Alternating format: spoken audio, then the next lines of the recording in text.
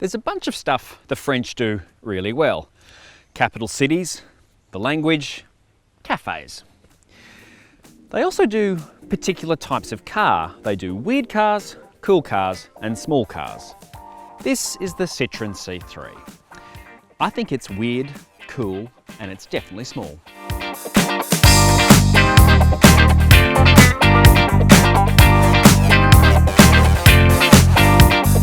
The C3 is an old kind of Citroën, not in the unreliable, stupid brake pedal kind of way, but in a bold, individualistic, fashion-forward kind of way, if that makes any sense.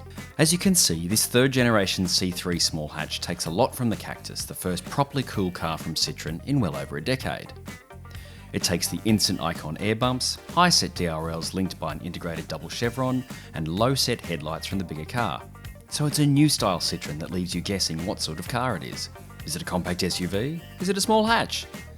Well, Citroën says it's a small hatch and didn't want to confuse us with model choice. And so for the new C3, Citroën have brought in one model, the Shine. It's got the same engine, the same transmission, and the same wheels and tyres as every other C3 you'll be able to buy. Let's have a closer look. The Shine kicks off at $23,490 plus on roads. For $150 you can have Almond Green, which I reckon should be called Spearmint, or $560 for a metallic. Polar White is a freebie. You can mix and match the roof colour, or you can fling it all together and get a $600 glass roof. You can also gussy up the interior with red flashes for $150, or go nuts with the Colorado Hype Atmosphere, Citroën's name, which adds lashings of burnt orange. It kind of works actually. All C3s roll on these funky 17-inch alloys that you can paint black if you like. The interior again takes influences from the Cactus, with the trunk door pulls, rectangular air vents, and the air bump motif on the door cards. Front seat passengers enjoy these really comfortable and roomy seats, and the front passenger in particular has bags of room. But you do have to remember the C3 is a really small car. But here's the best bit, you can actually fit an adult in the back. Well, me anyway. So I'm 6 feet tall and I'm sitting behind where I sit when I'm driving, and I've got room. I can get my hands down in the front here, and I've got about 4 inches of headroom. The dash-mounted 7-inch screen has Apple CarPlay and Android Auto, but also controls most of the other functions like climate control, which is kind of annoying. At least the system now is more usable, unlike earlier versions. Safety-wise, there's all the usual airbags, ABS, traction and stability controls, along with lane departure warning and speed sign recognition. Irritatingly, there's no AEB yet, but Citroën assures me it's coming.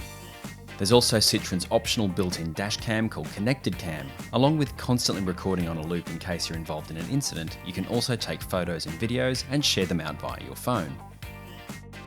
Under the stubby little bonnet is Citroën's excellent 1.2 litre 3-cylinder turbo with 81 kilowatts and 205 newton meters.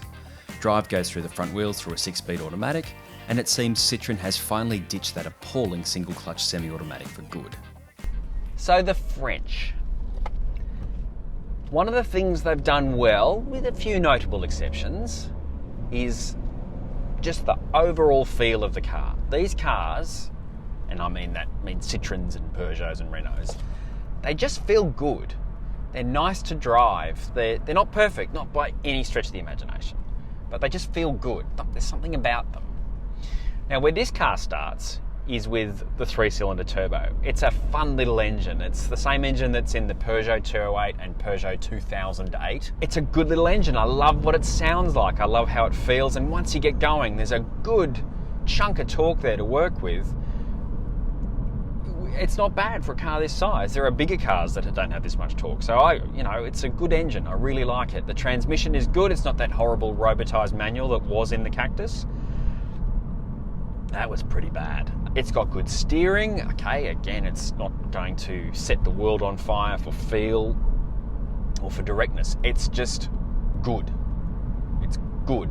But what this car is absolutely smashing out of the park is comfort. I am really enjoying a comfortable small car here. The seats are primo. They are so good. They don't look like much. They're the same when they're in the Cactus, but boy, are they comfortable. They're just right. Nothing pinches. It doesn't grab. They're not too flat. They're not shapeless. They're just perfect. I mean, if you're stuck in a car for a long time, and on a launch we cover a lot of miles, I am comfortable and I am happy. I'm enjoying the drive. This is such a comfortable car. The ride is like a much bigger car. And I'm not the only one who's going to say that about this car. It feels like sometimes it feels like a Range Rover, that kind of loping, long travel feel from the suspension. It's quite something. The only time it doesn't feel like that is when you are moving at speed, which I'm not doing, obviously, but on a road like this, and you hit a big irregularity or a bump or something, and the rear will skip a bit. Now, I personally quite like that. Not everyone does, but the rear will skip a bit because it's got torsion beams at the rear. But apart from that, that's it. The ride is just fantastic. So yeah, there is some body roll. It's not a firm or flat cornering car. There's some body roll, but not bad body roll, and again, not sickening body roll, which some cars indulge in. And it also has the quietness of a larger car. I mean, I'm not having to shout to make myself heard. You can hold quite easy conversation between front and rear seats. It's good. So they're not pretending that this is an SUV. There is a C3 SUV coming along. I think it's called the Aircross. You can wait for that if you like, but this will do just fine. I mean, I genuinely think people are going to look at a CX-3 and look at this and realise that there's a bit more space in the back and there's a slightly bigger boot and the price is the same and it's got a long warranty and it's got a lot of things that the CX-3 doesn't have, like CarPlay and Android Auto, and yeah, like there's a lot of thinking going on in here. You can hear it, clank, clank, clank, clank, but the positioning of this car is very interesting all of a sudden.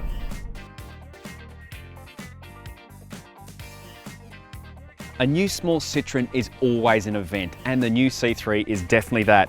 Got all the cool stuff from the Cactus. It's weird, I like weird cars. It's French, I like French cars. What it isn't is cheap. It is 26 grand, which is a lot of money for a little car, but when you're looking at a Citroën, you're not really thinking about whether you're going to be able to squeeze the price down. If you do spend 26 grand, you're getting a car with a great engine and transmission. It's a lot of fun and you can make it the way you want it.